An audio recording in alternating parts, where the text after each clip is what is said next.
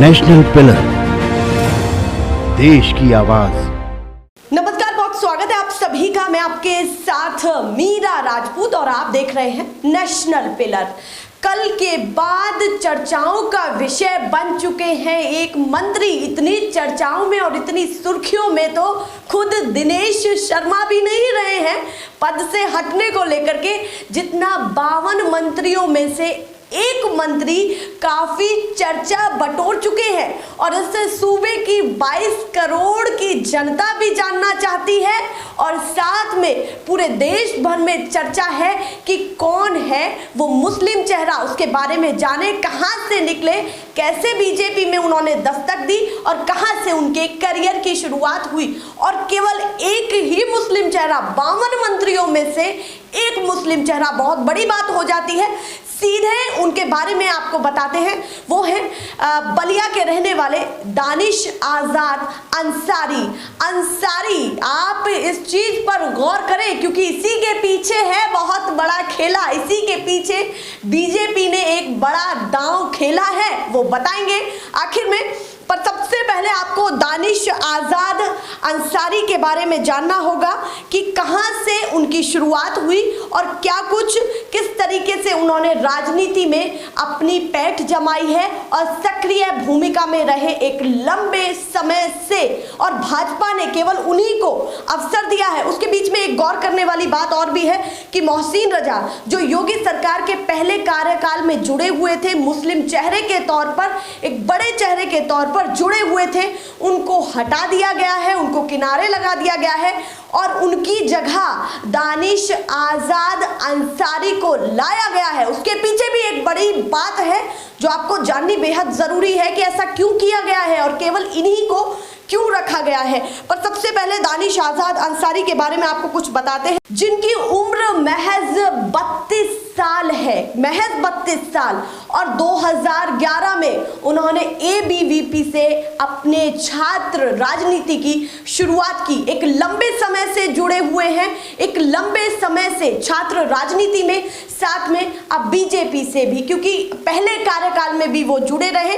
पर अखिल भारतीय विद्यार्थी परिषद में वो कई विभिन्न पदों पर भी रहे हैं। 2011 से सक्रिय भूमिका में बीजेपी के लिए और आरएसएस के लिए युवाओं में एक भूमिका बनाई और उनके लिए एक जागरूकता भी लाई। ये बड़ी चीज है कि लखनऊ के एक विश्वविद्यालय से उन्होंने अपनी शुरुआत की अपने राजनीतिक करियर की, छात्र राजनीति से। उसके बाद जब योगी आदित्यनाथ का पहला कार्यकाल था तो उस समय उनके इसी सक्रिय भूमिका को देखते हुए, अल्पसंख्यक समुदाय में सक्रिय भूमिका को देखते हुए पहले कार्यकाल में उनको भाषा समिति का सदस्य भी बनाया गया। और अब जब दूसरा कार्यकाल है और 2022 के ऐसे चुनावी नतीजे सामने आए हैं तो उन्हीं परिणामों को लेकर के उन्हें एक महत्वपूर्ण पद दिया गया है, राज्य मंत्री के तौर पर।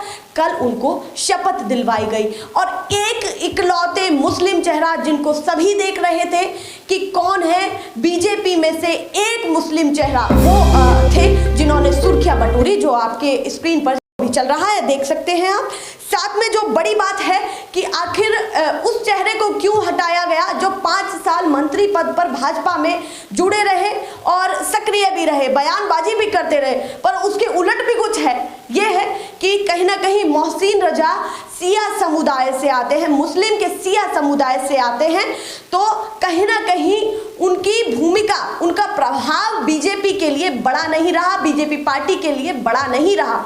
वो अपने समुदाय में एक बड़ा प्रभाव बीजेपी को लेकर के नहीं डाल पाए, जिसके कारण उन्हें लखनऊ में एक सीट भी गंवानी पड़ी। जबकि ये कहते हैं कि सिया समुदाय ज्यादातर बीजेपी के वोटर्स हैं और काफी लंबे समय पहले भी जुड़े।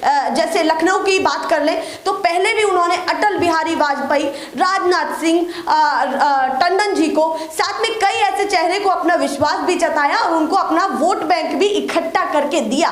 पर पहली बार ऐसा हुआ है कि बीजेपी को अब उनका वोट बैंक नहीं मिला। उसकी वजह जो राजनीतिक विशेषज्ञ कहते हैं वो यही है कि कहीं ना कहीं मोहसिन रजा बयानबाजी में ज्यादा रहे और जो है प्रभाव डालने में पीछे रहे। ये बड़ी चीज है।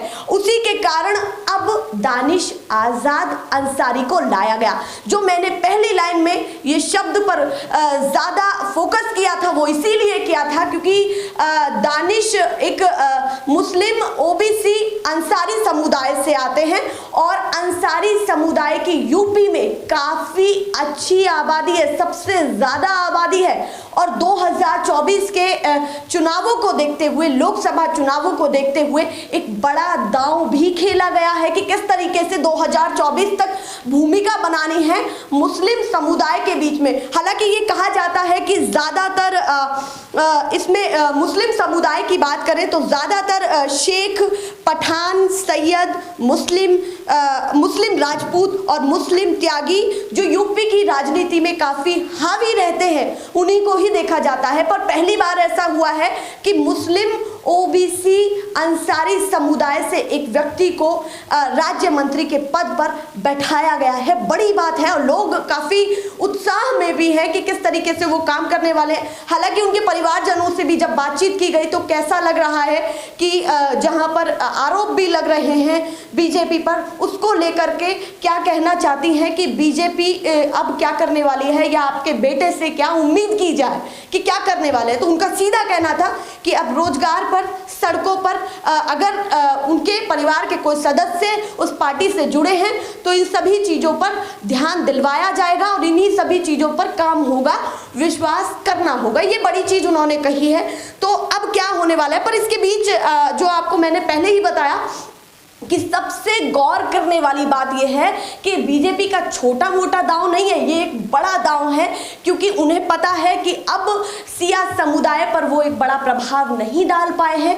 इसीलिए जो ओबीसी समुदाय है, मुस्लिम ओबीसी समुदाय है जिनकी आबादी यूपी में, खास करके यूपी में ज्यादा है, उन्हीं को लेकर के उन पर एक बड़ा प्रभाव डालने की कोशिश की जा रही है क्योंकि यूपी एक ऐसा राज्य है जो लोकसभा चुनाव पूरे निर्धारित हैं उसी पर ही कि इतना बड़ा सूबा, 403 विधानसभा और लोकसभा चुनाव में सबसे बड़ा फर्क क्या कुछ डालने वाला है।